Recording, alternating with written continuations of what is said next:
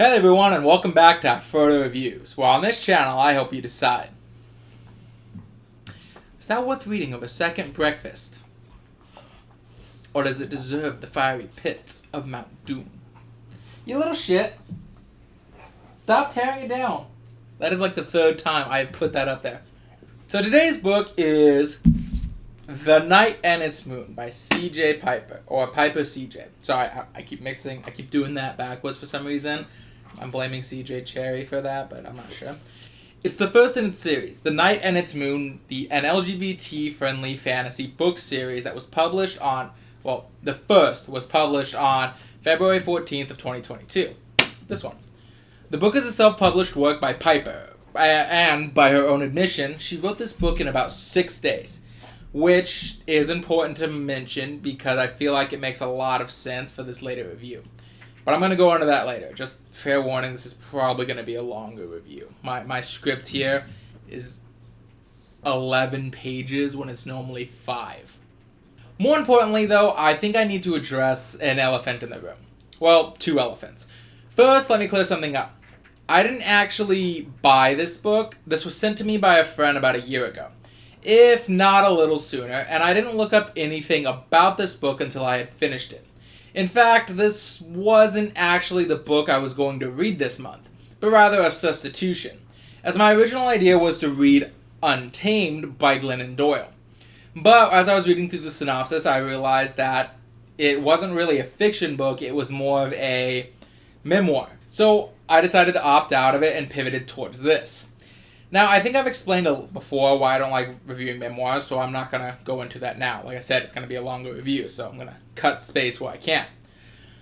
So, in any case, I didn't pick up this book with trying to reignite old controversies in which I found out about after reading this.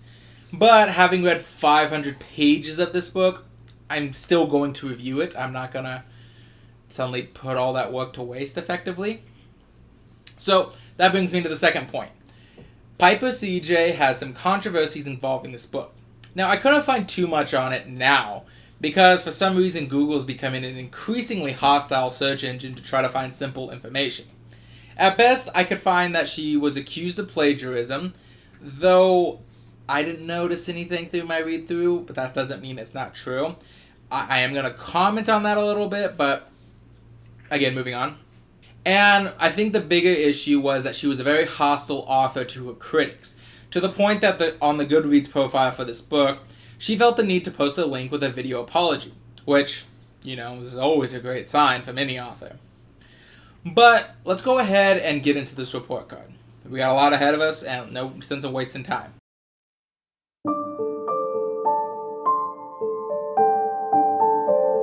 And let's go ahead and move on to the cover.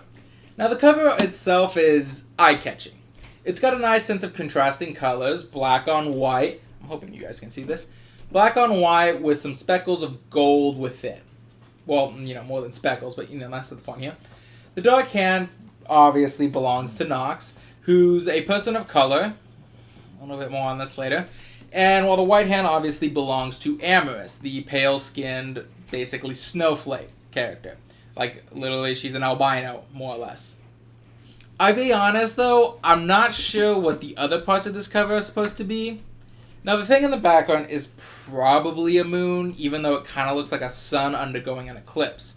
And while it does help the hand stand out against its background, I'm not sure thematically why it's relevant to this book. I also am not sure what all the feathers are for. If they're feathers, they might be trees, but they look more like feathers to me. But anyway, since I failed to put out a TBR this month, let's go ahead and discuss what this book is about. Here's the synopsis as it is presented on the back. Wait for me. Farley is just an orphanage, or at least that's what the church would have people believe. But beautiful orphans, Knox, and fate-touched Amorous know better. They are commodities for sale, available for purchase by the highest bidder. So when the madam of a notorious brothel in a far-off city offers a king's ransom to purchase Amorous, Knox ends up taking her place, while Amorous is drawn away to the mountains, home of mysterious assassins. Even as they take up new lives and identities, Knox and Amorous never forget one thing. They will stop at nothing to reunite. But the threat of war looms overhead, and the two are inevitably swept into a conflict between human, fae, magic, and mundane. With strange new alliances, untested powers, and a bond that neither time nor distance could possibly break, the fate of the realms lie in the hands of these two orphans, and the love they hold for each other. To be clear right off the bat, the synopsis is not quite accurate. It's a lot more ignoring the spirit of what's happening, whereas technically the words are true. For example, first, Amorous is not taken in by assassins, she's taken in by a warrior group. Honestly, I'm going to go into this later, but I have no idea why they're called assassins in this book. Nox also doesn't take Amorous's place, at least not in the way the back of the books implies, which is she chooses to go in place of Amorous to save Amorous from this fate. No, she's instead taken as a consolation prize by the brothel mistress after Amorous manages to escape on her own initiative.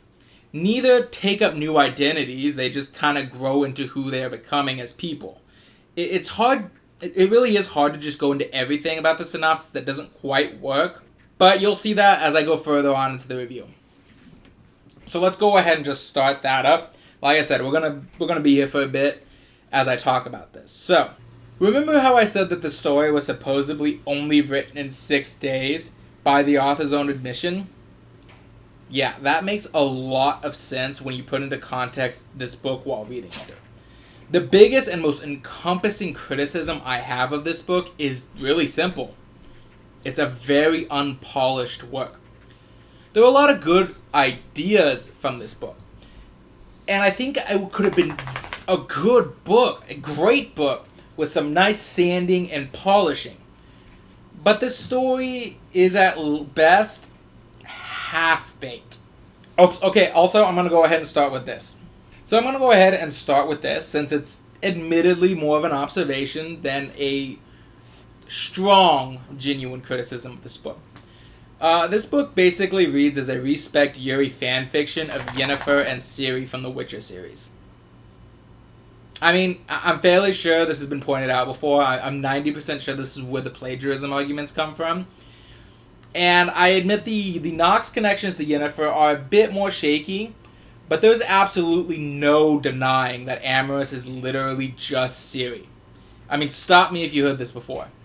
A pale-skinned girl with snow-white hair with a large scar across her face is taken in by a mountain-dwelling group of monster hunters, adopted by one of the veteran members as a surrogate daughter, and is trained to be part of an order of specialized monster hunter that travels the lands. Sounds familiar, doesn't it? What do you think? All right, take off the blindfold.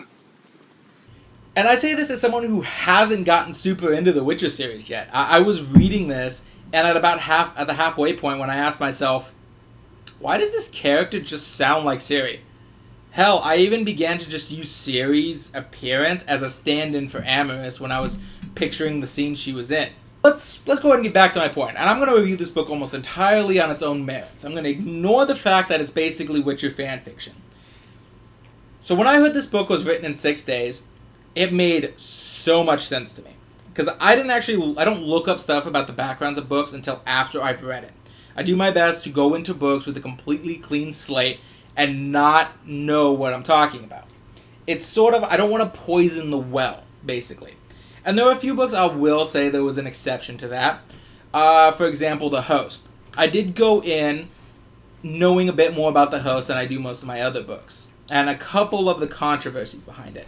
Not a lot, because no one had really reviewed the book that I watched, but I have seen reviews on the movie and stuff. But the reason, so when I read through this, I couldn't help but feeling that as I read, the author wasn't thinking things through, or she wasn't taking any time to really refine their story.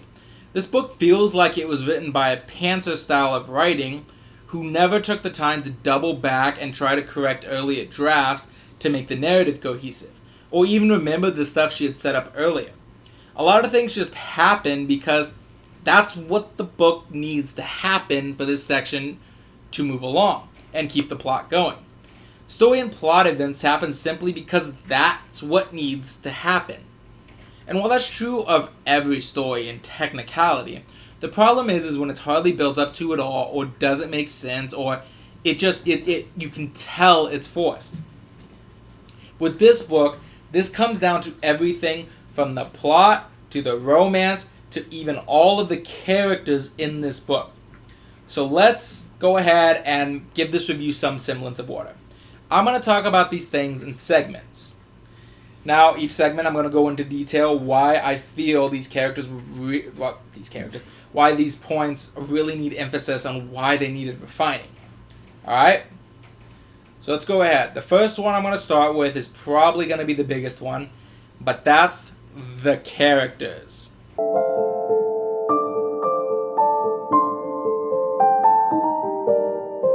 Now, let's go with the characters. This is the most numerous examples I can think of when it comes to not thinking through her work or refining it in the slightest.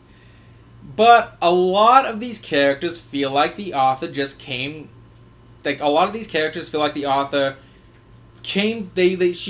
put them down without any thoughts of how they'd look. Or she wrote down scenes of how they act without considering the wider implications of it. It doesn't feel like she thought, okay, this character is going to start from this point, and their arc is going to bring them over to this point. This is how I want the audience to see them. It very much feels like, at any given moment, she's writing a different perspective on how we're supposed to see these characters. Admittedly, the one who's most consistent is Amorous, but that makes sense since her character was already written and just taken from another work. Maybe for a witch. But there are times when Piper CJ tries to lean into Amorous's sarcastic, sassy nature, but unintentionally kind of makes her come off like a raging bitch. Now, I can't judge too harshly before. I used to publish stories online, and I fell into the same type of trap. Specifically, one instance I can think of is I wrote a scene where a group of people tease one of their friends because that friend has an obvious crush on another character that wasn't in the scene. At the time I wrote this, I meant this to be a fun little side moment where the kind of like ribbing each other. However, after I published this chapter online, a number of people who would comment on the story informed me that they were seeing the story rather that it came like the group was being a bunch of bullies to this character rather than playfully teasing. So I took a step back, read it over, and realized, okay, yeah, I can see how it occurred like that. And because I had rushed this chapter out, I didn't realize that, and I kind of made that mistake. And that's why it's so important to go over what you've written and consider how it can be taken. And this is even furthered when it comes to Nox. First things first. Nox being the half-faced succubus felt like a quick patch job because Piper CJ realized she didn't know how to write Nox achieving her goals without the powers this provided. But the problem with this is that every other half-fae in the book has obvious markings that make almost everyone realize that they're half-fae. And every one of them is recognized almost on sight. Yet, Nox, for some reason, is never recognized until she kills somebody with her natural gift. It comes out of nowhere and doesn't feel like it was earned for this character. Even a couple of the things the author tried to say, hey, look, this is what I was hinting at with this scene, don't make sense and feels more like the author's like, oh, I need to explain, oh, that scene looks like it could have worked for it. Such as her receiving some preferential treatment from the orphanage. Matrons, one of which kind of treats her like a secretary and doesn't really trot her out, in the child mill that they're actually running. Another is that she had an unwilling kiss put onto her by the orphanage bully. Neither of which work as signs that there's some kind of supernatural draw to her because both are easily something that could have just happened, even if she wasn't a succubus.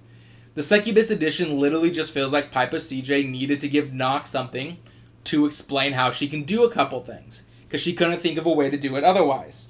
There's also a strange thing that she does with Nox. Nox often compares her attempts at seduction much like a chess match. And we see her directly relating the moves and counter moves she deals with her moving chess pieces on a board, complete with check, checkmate, etc.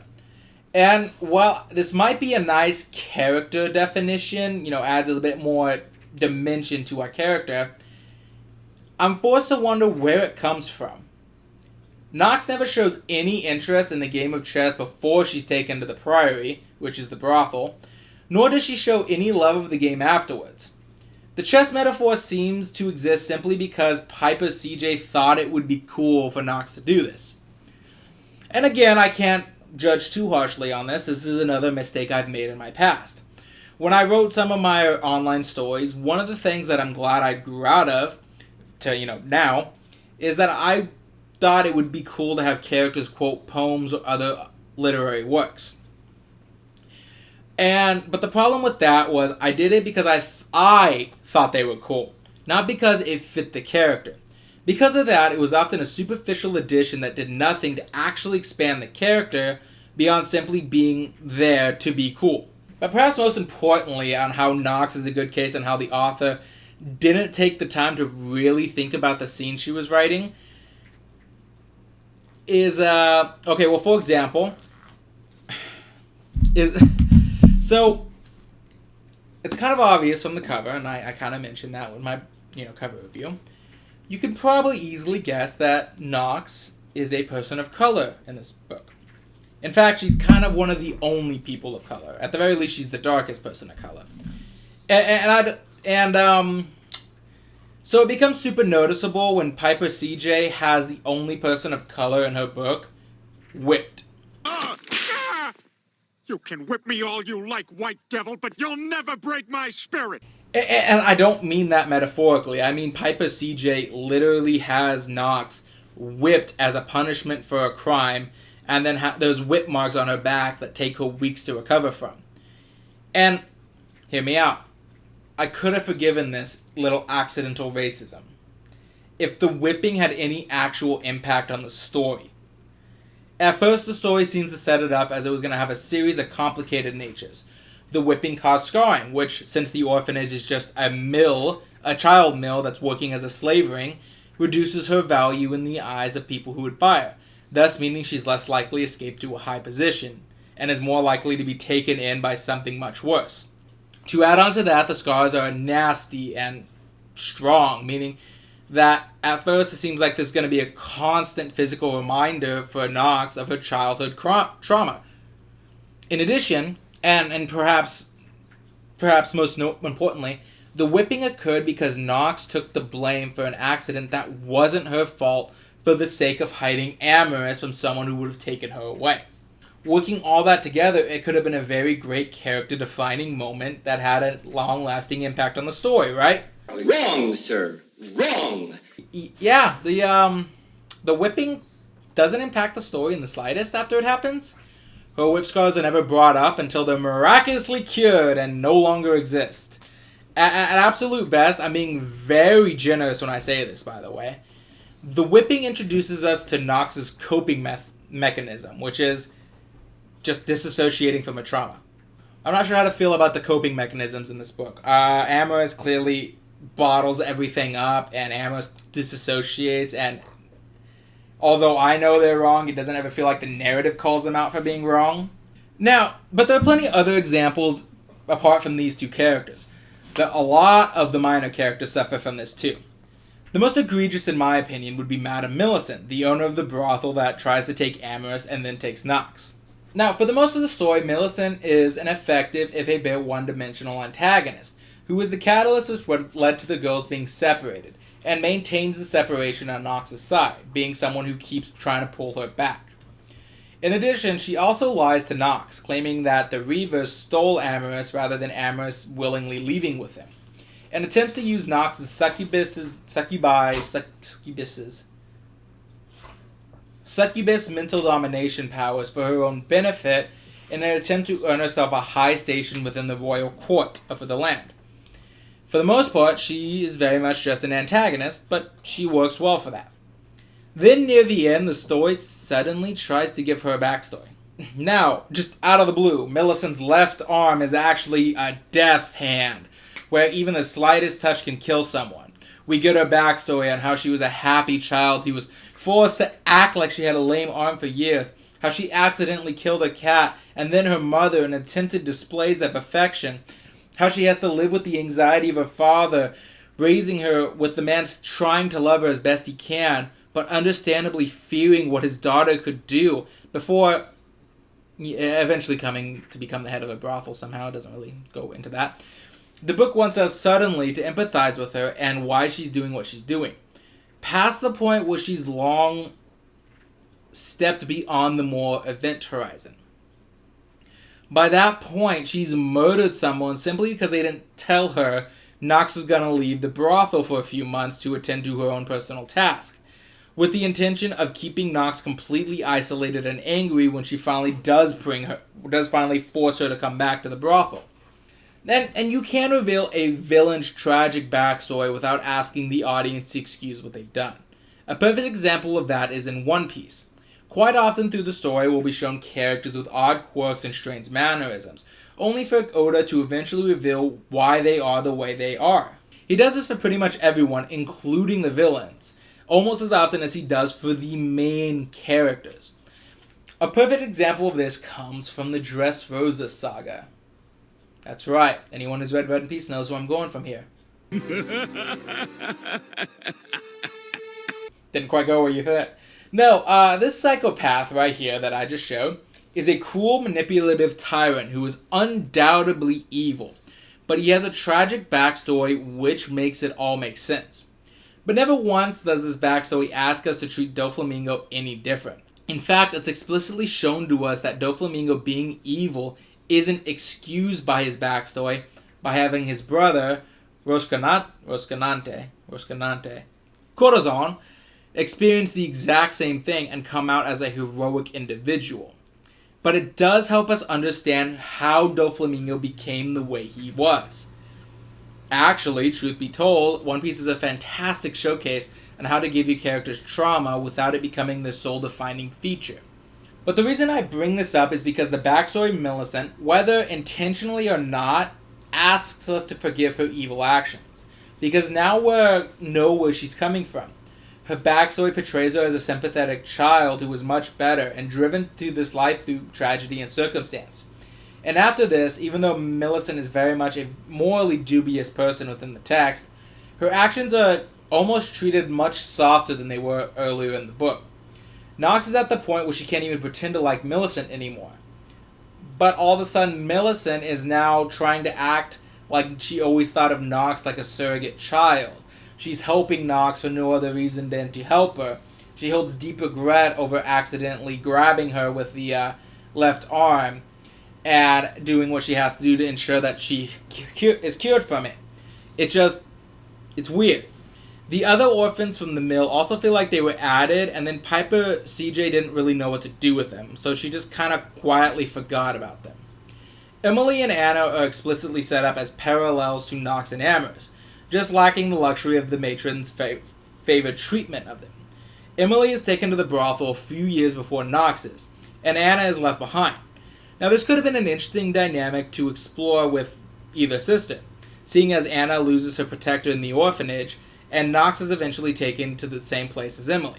You know, maybe you could show Knox and Emily banding together to try to find comfort, not even to lean on each other while they suffer underneath the Priory's abuse. Maybe you could show through Anna what Knox fears what would happen to Amorous if she ever lets her out of her sight, or, show Amorous what would happen to herself if Knox is ever taken away from her. Do something with it. Except the story just kind of quietly forgets Anna exists. I mean, literally, even when Emily reappears, this girl who would have done anything for her sister at the beginning a few years prior doesn't even spare a second thought to her when she's dying. And Emily is just there to be the replacement goldfish for Knox for a little bit before being unceremoniously killed off by Millicent, which has no story impact, as although Knox brings attention to the fact that she can't find Emily upon her return, she never learns that about Emily's death, and she's firmly out of the madam's grasp once more by the end of the story. So, why? What's the point of these characters? There's also the bully named Akkad, who was the one who torments Nox and Amorous and indirectly leads to Nox being whipped, and is revealed to have bullied them because of his inability to deal with his crush on Nox in an emotionally healthy way. And he's also just quietly forgotten. Like I said, he indirectly leads to the event that gets Nox whipped, and then he just kind of leaves the story, with a casual mention on his attempt to kiss Nox, even though the author could have easily used that to show Nox is definitively gay, not bi or anything like that. And then by Nox relating on how him and his friends escaped the mill a few years prior, which kind of gives them the idea to escape, but that is also one of those things that wasn't strictly necessary to maintain the story. This could have been easily an idea that they just had without having to see someone else escape. Then there's also the fact that there's the captain of a guard, a man named Aramis, who is the ultimate goal of Millicent to get into Nox's bed in order to achieve her goal of getting a position in the royal court. A lot of emphasis is placed on seducing this guy, because he doesn't even make an appearance till near the end, where Nox easily seduces him in a bar, finds out he's a serial killer. A serial unaliver. Which doesn't serve the story in the slightest, except maybe to make the audience not feel bad when Nox seduces him, mind controls him, and sends him to his death later on in the book. Also, maybe this is just an observation I'm noting because I'm a guy, but I think Piper CJ was working through something in the last 3 days she wrote this book, because this book turns into a real ball buster near the end. And I mean that literally. There's an odd amount of emphasis of kicking men in the nuts, talking about castrating them, or actually castrating them. Would you please leave my testicles alone? And while I won't say the actual castration that we see within the book isn't deserved, it does kind of cap off a very noticeable trend within the novel. So this is either a very thinly disguised fetish by the author, or it's her working through something, and I'm not sure which is better. But since I just talked about the characters, it only makes sense to move on to the next logical step. The romance.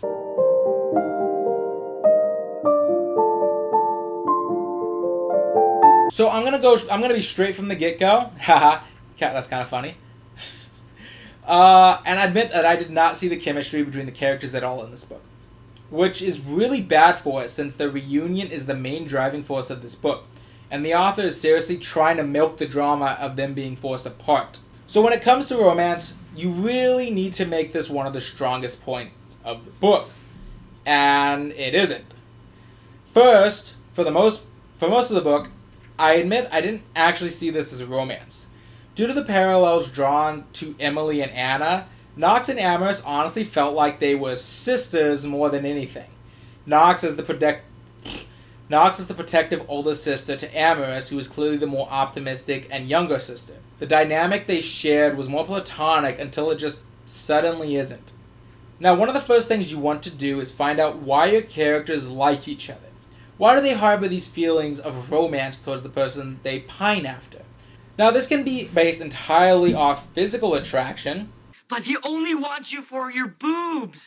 But, in my opinion, emotional resonance is always best. You want the audience to want these characters together almost as much as you do, if not more. And then you want to make it so that they earn that relationship upgrade from friends to lovers. I bring this up because I honestly don't know why Nox and Amorous like each other. Amorous, maybe, if you really squint, you could say that Nox's role as her protector in early childhood imprinted that on her. But that would go counter to her strong desire to become a witcher, a reaver. Since she wants to join them because she thinks, even when she still thinks they're assassins, because she's tired of being a helpless girl who isn't allowed to make her own decisions and can't defend herself. So if that's the reason she likes Nox, wouldn't that actually create a subtle hatred of Nox for taking that role over her? In addition, despite some lip service to the opposite, Amorous doesn't feel like she even thinks of Nox like that until the story needs her to. When Amorous manages to escape the child mill, she doesn't give much more than a second thought to Knox before leaving. She just assumes for some reason that Knox would leave her behind to escape. And then, when she is on the road, she decides to go with Odrin. I think it's Odrin. I heard you calling out for Audrin. What of it? The assassin who she convinces to save her, to where he's going despite him willingly allowing her to leave once she's safe, and even outright taking her to the town where she and Knox were going to flee to. Amorous says she's going to go save Knox when she's strong enough, but even when she is strong enough, Amorous just doesn't try to do anything. We don't see her attempt to leave the fortress in order to go back to the mill. We don't see her spell a single thought to Knox unless the story suddenly remembers, oh right, this is a romance. Now compare this to Knox. While I can definitely believe Knox loves Amorous, even if I would argue that it's more platonic than romantic, more on that in a second, we at least see her making constant strides to her ultimate goal of rescuing Amorous, who she believes was kidnapped. We see her carefully curating a list of men to put under mental domination in order to build herself a small army, which, by the way, completely disappears when she has no use for it anymore, but whatever. She's planning to use the small army to storm the Reaver's fortress in order to rescue Amorous from them. And a lot of her actions are informed by this love that she has of Amorous. But that leads me to my other point. Why does Knox love Amorous? Because it just kind of happens, out of the blue. Technically, the first instance of it is after Madame Millicent makes Amorous strip down for an inspection because she wants to buy her for the brothel.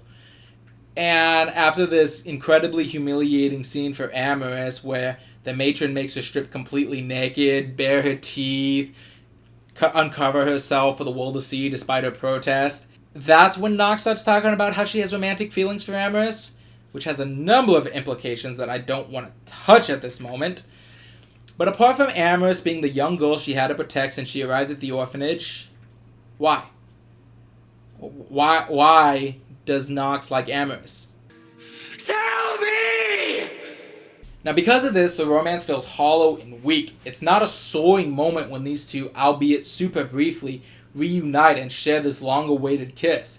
It's just another thing in a long list of things that just happen, because that's what the story wants to happen. But, to go further into that, let's go on to the plot.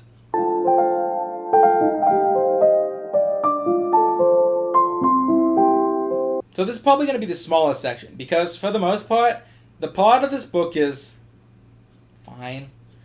And many of my complaints on how things happen will be wrapped up in the following comments.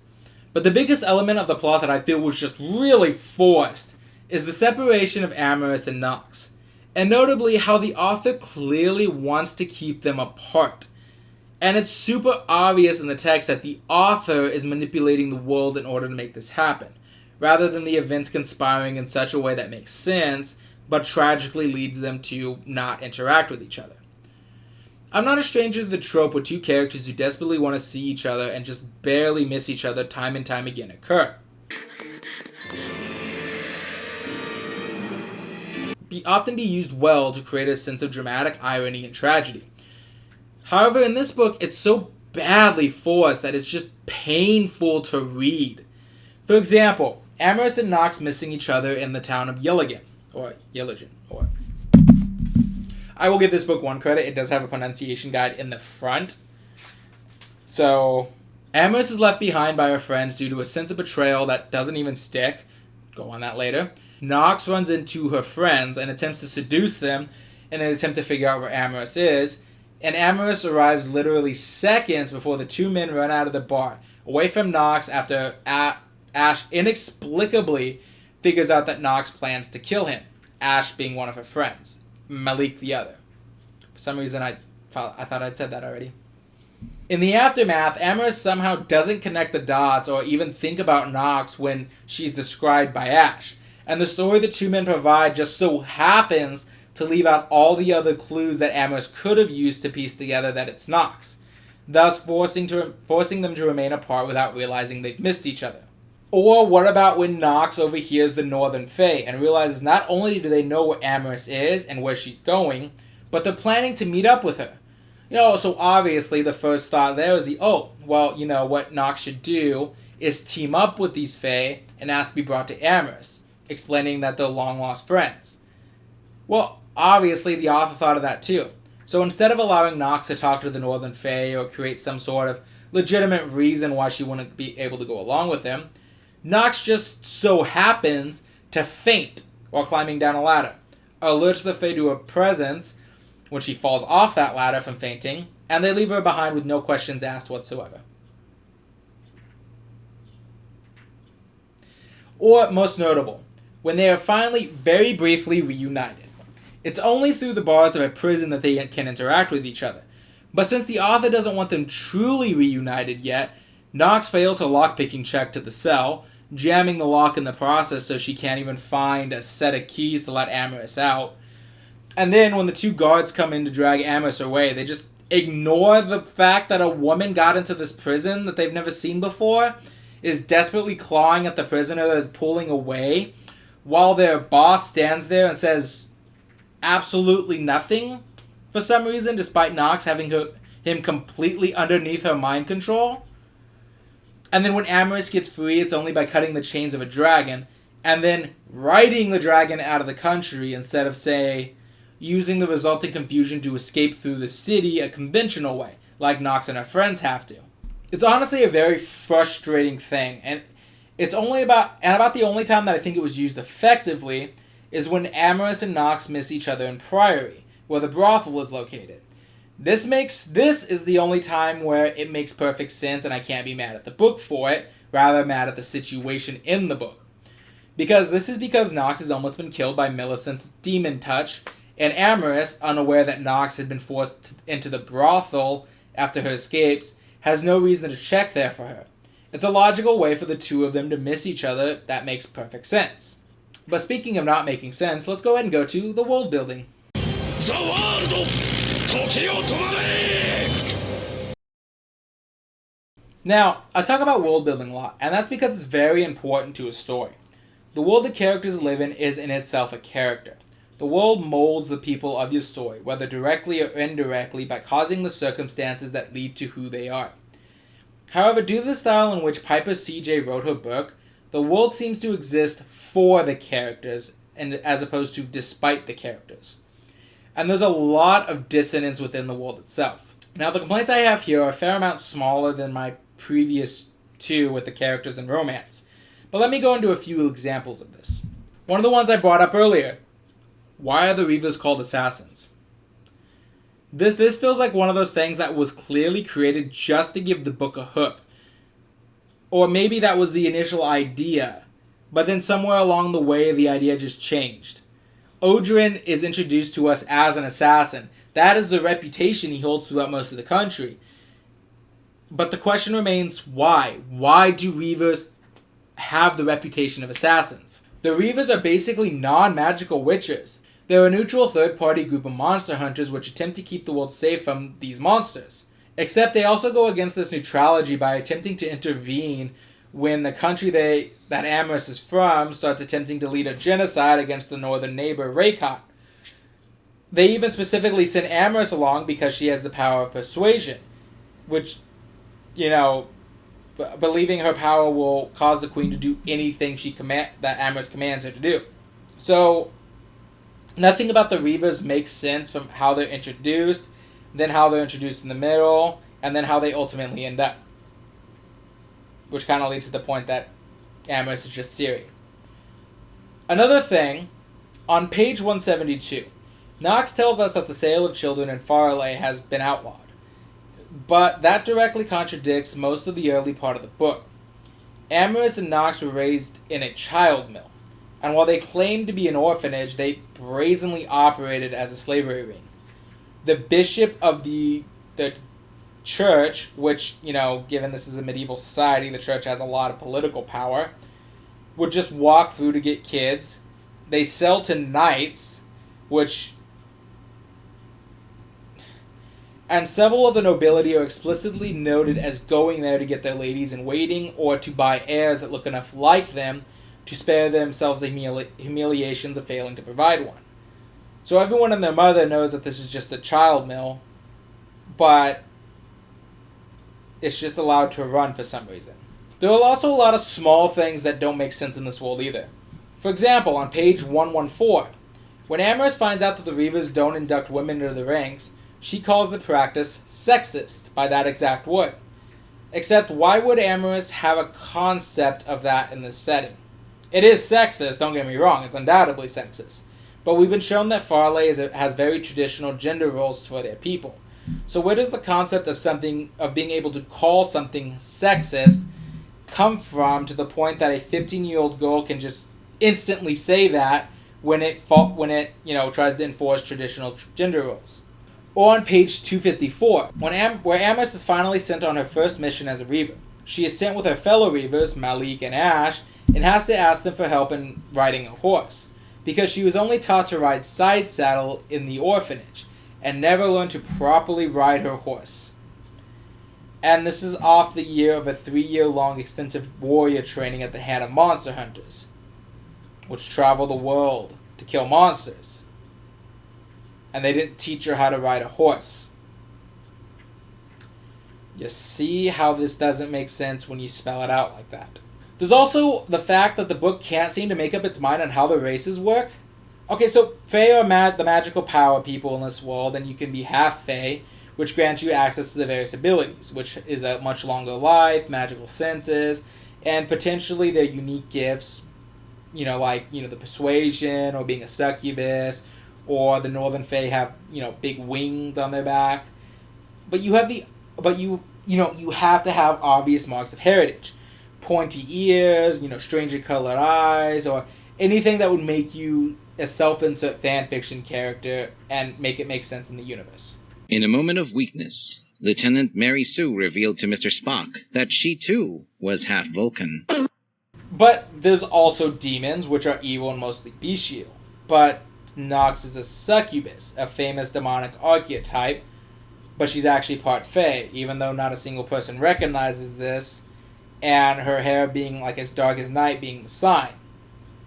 There's also something known as witches, which are just normal human that are born with the same type of powers Fae have, but the book discusses them like they aren't half Fae, despite basically just being half Fae, but without actually being half Fae. In addition, Millicent is just born with an evil hand that kills anyone it touches, but how or why? She knew both her parents, she knows none of them are Fae, and even if this is a Fae power, what Fae could possibly have survived long enough to become a people if they kill each other on a touch? This bad world building also reflects in how the powers work. For example, with Nox. Nox is a succubus. And obviously, I mean that literally. Anytime a man attempts to do the horizontal hokey pokey with her, unless she's super careful, she'll be burying him in a casket by the end of the night, while absorbing all of his life force into herself, which, heals her, gives her allows her to mentally dominate him if she doesn't kill him, and basically grants a sense of glamour, which makes her more aesthetically pleasing to a male eye. And that's fair enough, but why doesn't it work on women? This is one of those things I thought about and realized it probably only works that way because the author realized that if it didn't, her ultimate romance goal is going to be difficult to accomplish. Nox can't stop this life drain that she inflicts on men when they sleep with her. When she doesn't carefully control it, she outright kills anyone who even so much as pokes it, basically. When she controls it, it's mostly to avoid killing them and mentally dominating them. But the two instances we see, the men are completely drained afterwards, and she's still basically fed on some of their life force. She also overcomes the guard Aramis with a kiss rather than the traditional way it's set up throughout the rest of the book. Meaning that it's not even just the steamy acts that does it, it's just, anytime she puts her mind to it, I guess. But she has an active friends with benefit situation going on with Emily.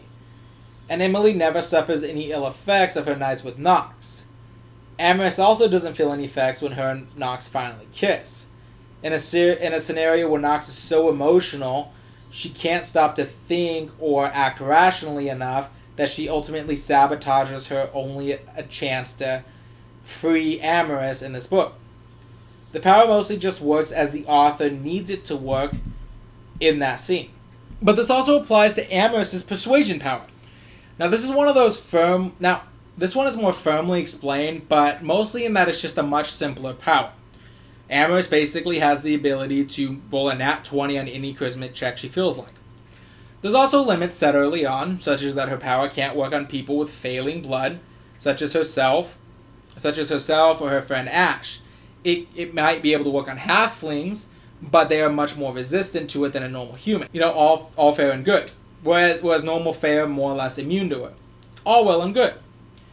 Except that the story itself is inconsistent on this. The first 3 times we see this used, Amorous, uses it without anyone realizing what happened. She uses it on a group of bullies who walk away and treat the situation as if, despite Amorous magically influencing them, they just decided to go along with this decision. Think very much like a Jedi mind trick. We could use a transport. Risa give Yusa una bongo. This is also true of when she uses it on Millicent, which is another case of me pointing out that Millicent can't be half Fae because she's not resistant to Amorous' persuasion, seeing as she was influenced by a much younger, less trained Amaris. You know what? I gotta say this different. It's starting not to sound right in my head. She also uses it on every single Reaver when trying to convince them to let her join as a group. And the only person who recognizes it is their unofficial leader, Samael, who is over 1,000 years old and is a full-blooded Fae, thus being both immune and familiar with what this type of power is, thus explaining how he could recognize it, thus explaining how he recognizes when someone completely manages to turn the opinion of the room around with magic. Yet, no other Reaver ever realized she did this, including Malik, who is part of that group. This is important. So, when she uses the same trick on her friends, Malik and Ash, somehow not only do they know they're being influenced, but it operates more like a mental domination power. Malik drops his blade like his mind is working without his consent, or his body is working without his consent, I should say. And they both instantly recognize that Amorous has mentally compelled them against their will. It just doesn't line up with how the power has been working throughout the majority of the book. But finally, with this review no doubt stretching in far too long at this point, let's get into the final act. And that is Technicalities.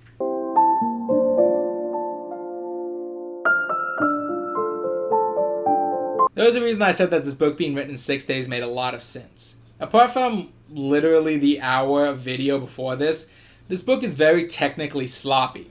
Most of the initial notes are in fact comments on how much technical elements make this book hard to read. This comes down to everything like poor word choice. For example, page 163. The Rave, an old word for fortress in some Fey dialect, was chosen for its neutralized location. Now, I'm pretty sure what Piper CJ meant to say is that it's centralized. Instead, she uses neutralized, no doubt trying to play off the fact that it's both neutral and in the central part of the world, without realizing that simply combining those two words into neutralized makes it mean something completely different. It also overdoes itself with flowery speech that doesn't service the plot or the story in the slightest. Instead, it makes the book feel overly verbose and overwritten at several points, such as in page 211. Oxytocin flowed into her, a dam as pure and intoxicating as brandy erupting from the lake of the Lordland's life force. Quick suggestion, if you want the reader to be caught up in an emotion of a scene, don't use scientific words that don't fit the character. Why would Nox, or you for that matter, specifically describe Oxycontin as flooding her system instead of just saying pleasure flooded her system? Does this world have a concept of what Oxycontin is? Characters will often also say or clarify things that don't need to be clarified in that moment, such as in page 147. Shall I tie up my hair? She asked, feeling stupid the moment the question parted her lips. He responded, Many of the men have uncut hair. They wear it tied back or unbound. Tying it is an issue of function, which you'll need to do if you spare. For now your hair is of little concern, though your hair, your brows, your lashes, they are silver. If her style of hair was of so little importance, then why would Odrin bother explaining to her the various hairstyles of the Reavers? Especially for a man that's been explicitly described as laconic so far.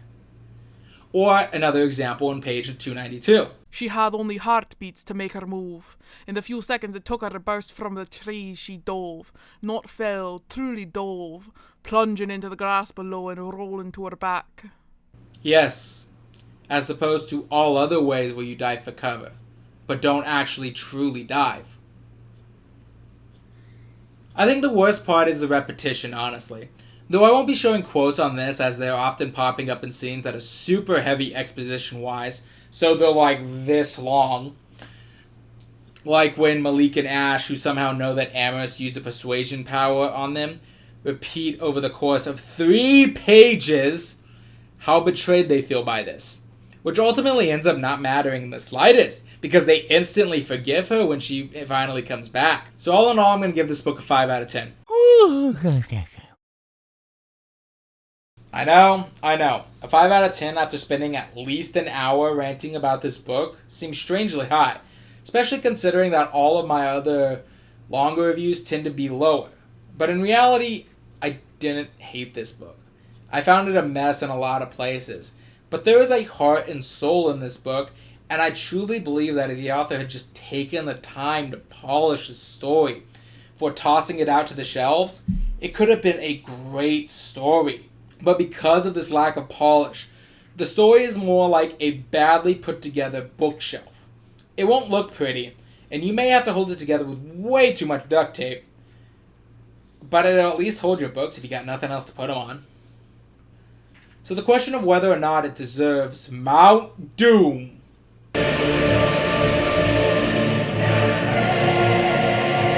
No, at least not yet. I'm still invested enough in this story to potentially check out the sequel in the future, and hopefully that will show me the author has really improved their craft, or, perhaps more importantly, hired a competent editor. In that case, the story would be worth the read in order to continue the series, much like how Dragons of Winter Night was worth the read after checking out Dragons of Spring Dawning. Until then, it'll sit on the precarious balance of being both worthy of Mount Doom and being worthy of saving for Mount Doom. With that being said, before my voice goes out, just remember, with every book comes an adventure, and every adventure is worth having, even the bad ones. See you later, everyone.